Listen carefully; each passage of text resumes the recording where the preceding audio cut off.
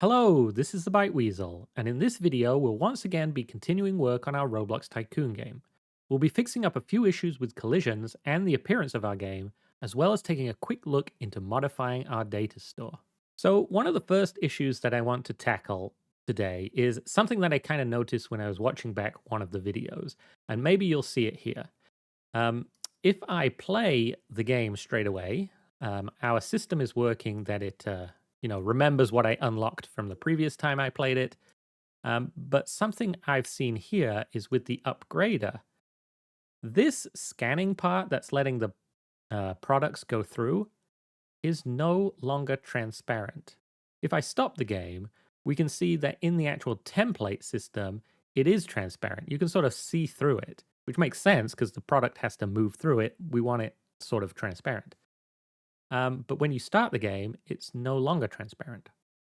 So that seems like an issue to me. And I know why that's happening. If we look in our helpers module script and we look at the buy item function, it's simply because whenever we buy an item, so you press the button and it unlocks its associated item and shows it, we do this. We set the transparency to 0, which makes sense because we want to show the item, so get rid of all that transparency. But the problem is the upgrader has a bit of transparency built in. So when we set it to 0, it becomes fully solid instead of staying at zero point 0.5 or whatever this is currently set to. Now, we had a similar issue with the upgrader before with the collidable sort of property.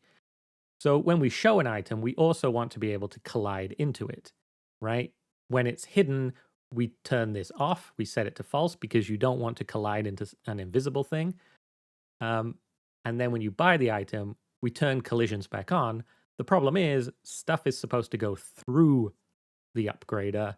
So we had this magic tag that we added to say, hey, if something is tagged with always non-collidable, then don't bother setting it collide to be true. And we could fix the transparency in a similar way. We could add yet another tag with a different name, like always partially transparent, or maybe it's an attribute and you set it to be the value of transparency that you want. And we look up that and use it there. And that is certainly a reasonable way to do it. But I want to show you an alternative, just in case you decide that that's too annoying for the game that you're making and you want an alternative way to do it. And so I'll show you something that's a bit more involved, and you can decide whether you want to spend time writing that system or if you want to just use a simple tagging system. And that's up to you. But for this game, that's what I'm going to do. So the first thing I want to do is sort of find the corresponding hiding part to this buying part. So right now in the buying part, we have this function that sort of loops through everything, sets the transparency to 0 and the can collide to true. But where on earth do we hide things? And I think that is in the button script. When you initialize a button, one of the first things that it does is sort of hide the associated item. And here is where the problem is. See, we're setting the transparency to 1 to make it invisible, and we're setting can collide to be false. And because these two things are in a different place, it's hard to like reason about what's going on. So the first thing I want to do is sort of move this hide function, hide code, over to our helper script. And you'll be able to see why I do that in a second. So we'll have a new function called hide item, and it will take in the item that you want to hide. Thanks, Roblox, for once again writing the code for me. I guess we'll call it item instead of object. Actually, it's not that. It is going to be this part. So you call hide item, and what does it do? Well, it loops through the children of the item, and if it's a base part, we set the transparency to 1 and can collide to be false. And now I want the equivalent function for showing an item. And I like to do it this way because then I'll be able to see that I have all the matching parts in both sides. So we'll take the equivalent code up here that does the showing, and we'll take a look. And this immediately you can see that this, has different behavior. The difference between hiding and showing is this weird tag thing. So we're going to remove the tag and we're going to replace it with a different system. But now this is much easier for me to reason about because I have the show here and I have the exact opposite right next to it. So if I ever come in here and think, oh no, when I hide the item, I also want to set it, I don't know, can collide. What else have you got? Can query to be false or can touch to be false or something. I would also want to make sure that I did the opposite in here. And now that they're right next to each other, that's going to be much easier for me to reason about. So that's a nice way of keeping your code easier to maintain, is putting things that are related next to each other. So first, let's update these places that we call things. So here we'll say module.show item. Then we'll pass in the item that we want to show. And back in the button script where we're hiding the item, we'll now call helpers because our module is imported into this function as the helpers keyword. And we'll say hide item. And the item that we're trying to hide is this thing. Okay, so that's going to hide the associated item. Oh, you know what I did? I accidentally deleted the thing that's set to buy to be this value. So we'll just put it back. Local to buy equals this. And now we can set the buy property or the purchased property on there. And we'll also hide it. So hide the associated item and set it to be purchased. That is good. Now we have this system where hiding and showing are right next to each other. But of course, I've broken the can collide piece. So it still works exactly the same as it did before, but because of that can collide tag that I got rid of, this is no longer working. So I'm going to show you the other system that I was thinking about in order to do that. So what I'd like to do is essentially, when I hide something, it's fine. You can set the properties to whatever you like. But when you show the item, really, I want it to look like exactly how this looks in my template, right? I don't want to mess around with custom tags and like remembering to set these things. Whatever I've designed it like in my build time, that's what I want it to look like when we unlock that item. So a system to do that could be to essentially mark each one of these things in our world with a unique ID. And that unique ID we can then use to look up the corresponding template item for whichever one we're hiding or buying. And I think that'll make more sense as you see the code. So inside our factories script, where we already do a bunch of work with the template, we can actually do something kind of useful here. So if you recall, this part of the code was sort of a validation check to make sure that whenever I add a new button, I give it a unique unlock ID so that we can save and load that from our game state. Right? So this part of the code is actually already looping through the entire template and then sort of setting the unlock ID. Sorry, making sure that there is an unlock ID and it is unique for the buttons, right? We can reuse this code, I think. Instead of going through the template's children, we can go through all the descendants. So that's not just its immediate children, it's those children's children as well. And what we'll do is we'll just find the part and set a new attribute called template ID. And we'll set it to the value that we're going to get from looping through this for loop. So instead of nothing here, we'll have I. So now as it goes through the descendants, it's going to increment this I over and over again. And we're just going to add a new attribute to absolutely everything in the template set to that value. So what that will do is if I look in my workspace after playing the game and I go to the template, every single item in here will have a template ID set to some unique value. And we're not loading and saving this value into a database. So if this changes between starting and stopping, that's okay. Because we're not trying to load something with that same item later on. So this one is 7, you see, absolutely everything in here, even though it's, a child of a child, has a unique ID. Okay, so we've set a unique ID, and now what good is that? Well, I think in here, in our helper function, when we show an item, what we should do is instead of setting it back to some hard-coded value, we should find what its corresponding template item looks like and use those values, right? So a way we could do that is to look in the workspace template, and we could find the child that has a matching template ID.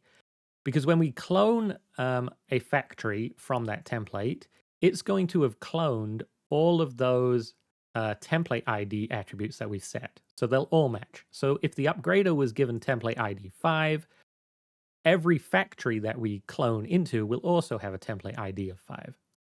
So we can grab the template ID, local template ID equals part.getAttribute template ID, right? We're going to have the template ID. Now we want to find the matching item in the workspace template.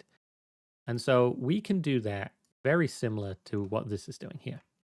We can loop through everything in the workspace.template.descendants, and we can get the attribute. We do want to make sure that we're not using the same word here. So we'll say template part, and we'll get the attribute that is the template ID, local match ID, we'll call it. And then if the match ID equals the template ID that we're looking for, then we will grab that template part, right? We essentially want to return this template part, but we want to return it out of this for loop, which you can't do because if you recall, return will jump out of the function, not out of the for loop. So why don't we move this into a helper function just up here, and we can decide what to do with it. Local function. In fact, I think we could just make it external. It doesn't really matter if someone else can call this. Module.get template for, and then you pass in the part, which is a base part that you want to get the template for. And then it will look like this. And I always forget inside a module you have to say equals function. Okay, so we should do this. So you pass in a part, you get the template ID from that part, then you look through all of the template's descendants until you find the matching one and you return it. Otherwise, we're going to return absolutely nothing. So that's a function now that we can call. So we can say get the template item. So local template equals module.get template for the item. And now, instead of setting transparency back to 0, we can just say, hey, set it to whatever the template's transparency was. So if in the template, my upgrader has a transparency of 0.2, now when we show it, it will also be set to 0.2. And that should also fix this can collide issue, because in the template, the upgrader will be set to can collide false. So even though it's set to false hard-coded here when we hide it, it will remain false when we show it because the template's item will be false. So I think that should work. And if I tested it now, you'd see that I was wrong because I actually know this code will work, but there is another problem. And the problem is that currently when you start the game, the actual template, this part of the world, not the bit that is cloned into, this part actually runs the same code that all the others do in our button script and hides stuff. So when we come to look up the template, these things will be hidden, and so it'll all be broken. So I think to fix that, in our buttons script, where we're using the collection service to find all the buttons, I think what we should do is just ignore it if the button is part of the template. So we can say if object.parent equals workspace.template, then return. And I'll add a comment here just so I know. Ignore buttons that are part of the template. So this won't then affect any, like it won't change the template. So now when I see the game, you'll see the template remains fully built, even though my current one is not fully built. And in theory, if we've done it right, when we show the items, such as the upgrader, it should look exactly matching to the template now. Let's find out if I made a mistake. So we did make a mistake somewhere because I have this script and you can sort of see it didn't work because this didn't get loaded correctly. Template is not a valid member of Workspace. You are correct, sir, and that is because it's a capital T. So hopefully that small mistake was the only thing. And if I run it again now, no. Transparency is not a... What was that error? Come on, let me scroll up. Transparency is not a valid member of model workspace. Oh, that's because it's not the model that we want to look up the template for. It's the part of the model, right? The model itself doesn't have transparency or can collide. It's really just a container. It has very few things in. We want to look up the bits inside the model, such as the drop point and the part. So make sure that as we're looping through the model's children, that is what we're finding the template for, okay? So now finally, we're in a good state. So you can see now that the code is actually working and we've got the template over there that is no longer reset because we sort of ignore the code when it's a template. And now whenever we open and buy an item, the design matches the exact design of the template. So our transparency is kept and our collision is kept correct too. So that's cool. So that is a slightly more involved system for showing and hiding things. You could have just easily gone with extra tags, but I think this is nice because now if we mess around and we add brand new things that are completely different, like, oh, I don't know, an exploder or a catapult or some other fancy part of our tycoon, it doesn't matter what we set the transparency to or the collision or other stuff. It's just going to copy it directly from our design mode template, which I think is handy. So that's cool. The next thing I sort of want to fix, which is a issue that I've seen before, is this thing. So there are some weird physics collisions with these parts. If I sort of run over here at the same time that the item is coming down, sometimes, very occasionally, you can see these things. Whoops, I accidentally clicked the button there. You can see these things sort of jump around. And now I can't actually see it. Oh, there you go. Do you see it? Nope. It skipped over. I thought I saw it.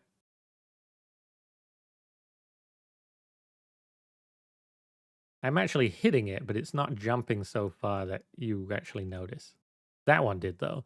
Did you see how when you walk over it, sometimes you hit weird physics collision stuff and you end up knocking it off the conveyor belt? Let's fix that. And I think the easiest way to fix that is to use a thing called collision groups. Now, collision groups are basically tags, if you like, that apply only to physics collisions. So what you can do is we can go down to our server storage and our product, and we can give this a different collision group to the player. And what will happen then is when the player touches it, because they're in different collision groups, we can say those two groups do not interact, so just ignore it. So for example, the part down here, you should be able to find a collision group, and it's set to default right now. In fact, everything in the entire world is set to default. So what you need to do is come over to your, I think it's the model menu, and choose collision groups. For some reason, it's a slightly different interface to the rest of this stuff, but essentially here, you can specify whether or not two types of groups interact. So we can add a new group, and we'll call it factory, and we'll add a second new group, and we'll call it product. And what we're going to say is, if I click on the factory, we're going to say the factory pieces are allowed to collide with absolutely anything. The product, though, we do not want to interact with default. And default will be the player, right? When the player joins, they will be assigned default. We don't want to interact with default, but we still need to interact with the factory, which is going to be all of these different pieces. Because if I turned off interacting with the factory and default, it would just fall literally all the way through the world when it got dropped, which we don't want. So we do want the product to interact with the factory, but not the default value, which is going to be the player. So that's cool. So then we come down to the product again. We go to the collision behavior, the part, that's the bit with physics. We go to collision, we find the collision group, and we type in product, which is the collision group that we want the product to be part of. And then in our code, where we already loop through absolutely every part of the template, why don't we just say if part is a base part, which means it can interact with physics, then part.collision group equals factory. So what that's done is everything in our template, which means all the clones as well, is going to be given the collision group factory, and the product is going to be given product. Factory can interact with everything, but product cannot interact with default. I know that's a bit of a fast way of explaining stuff, but essentially what that means is all of this is working because the conveyor belt is a factory, the product is a product and factories can hit each other, so that still works. But me, I'm set to default, so if I try and run over these things now, it's not going to work. It is not going to hit a product, but I can still interact with the factory. As you can see, I'm walking over stuff and I'm pressing buttons. So that is working nice. So there we go. That was a quick fix on how to do that physics model. So one other bug that I want to fix while we're in a bug fixing mood is to do with the buttons. Now you may have seen it in the video at some point, or maybe you've been following along and you've seen it on your own Tycoon, but occasionally when you run over a button, you get an error in the output log that talks about something being null. And really what it is to do with the touched events that we sort of fixed for the products. And I thought we'd fixed for the buttons, but it turns out I incorrectly fixed it. But what happens is you run over the button really quickly and your left leg and your right leg touch the button at the same time in the same frame. So untouched basically gets queued up twice. And in the first untouched, what we do is we buy the item and we destroy the button. But because the other untouched from your other leg was already queued up in this frame, this comes right back and the button is already destroyed. So usually when you destroy something, it will be removed from the world and the touch handler will be disconnected. But when it happens so quickly in the same frame that because they're already queued up, it's going to enter the untouched event again before we disconnect the handler. So inside here, we already checked that the other part is not null, but what we haven't checked is that the button parent is not null. So if the button parent is null or the other part parent is null, then just return. There's no point doing anything else if we don't have a parent because it means that other thing has been destroyed. So this is a really quick fix for that double touch event that sometimes happens if you run over the buttons. Now, the other thing that I want to show in this video is to do with our data store. If I play the game right now, you've probably already seen, but we've already completed the entire Tycoon. So this is going to make it very difficult to test adding and fixing stuff to do with the buttons or to do with these droppers because everything's already been made. So we need a way of resetting our state. And there's a bunch of ways that you could do it. You could easily go into our data script and we could say, instead of loading the profile, we delete it or we do something there in our code. But another useful way is to find a plugin that allows you to manually inspect data stores. So I'm going to show you that because that's going to be handy in a whole bunch of situations, not just when you want to reset the state, but when you want to inspect things as well. So one of the best ones that I've found, although there are many available, is called DataDelve. And hopefully I put this URL to find it in the description of this video. But you can go over here from the Creator Hub. You can get DataDelve by clicking this button. I already have it, so mine says try, but yours probably says get model or something like that. And it's completely free, and it's really actually quite good in terms of being able to inspect and edit stuff stored in your data store. So click that button to grab it. And back in Roblox Studio, you can go over to, I think it's View and then Toolbox. You can go over to your inventory. You can change from My Models to My Plugins, and you should see DataDelve there, and you can sort of install it. It's pretty fast. And then once you've done that, over in Plugins, it should be right there. If it's not right there, you can click Manage Plugins and turn it on. Otherwise, it's going to be this button that you use right now. And when you open it up, it's basically going to ask you to connect to a data store. Now, if you remember, each data store has a unique name, or at least unique for your game. And because we've opened DataDelve inside this Tycoon game, anything I type in here will just point to the backend store for this game. So test player data is the sort of data store that I want to edit, and I can click connect.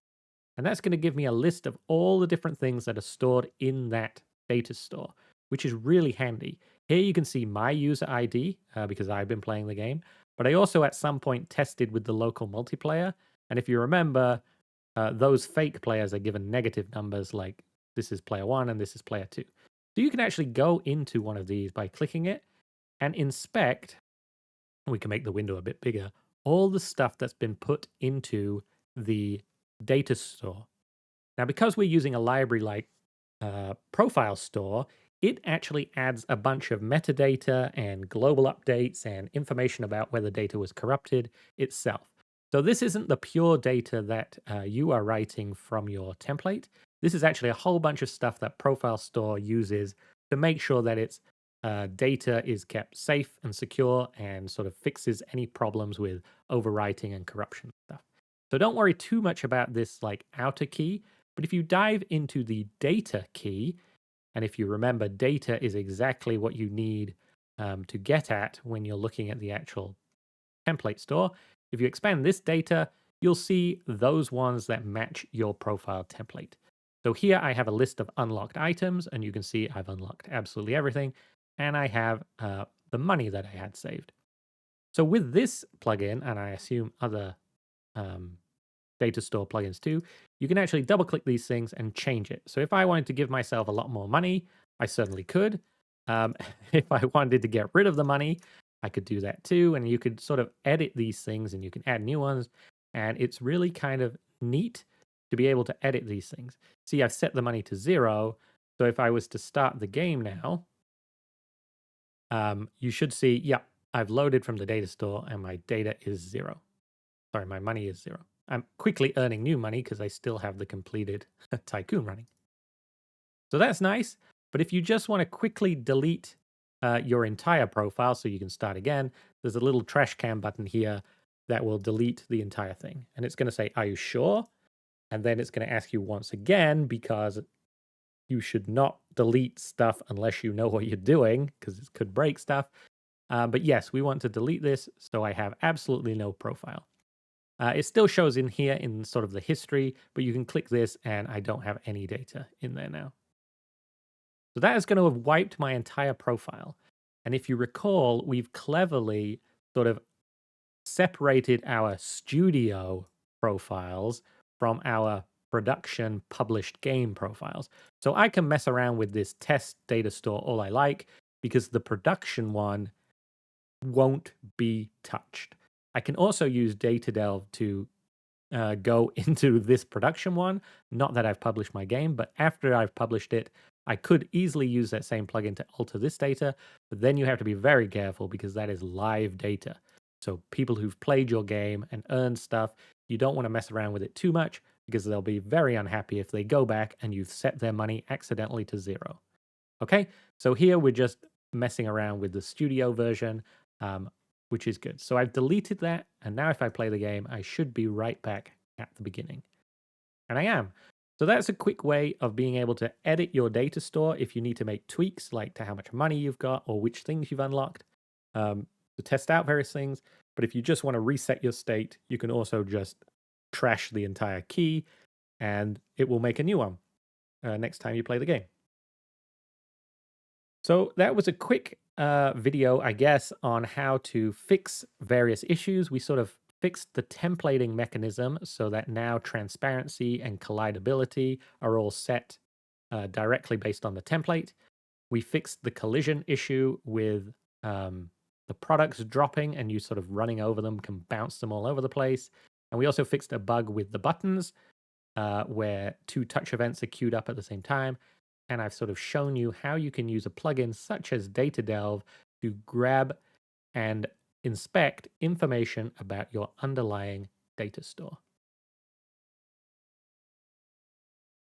So that's it for this video. If you enjoyed it, like and subscribe, leave a comment, ring that notification bell, all that good stuff, and I will see you next time.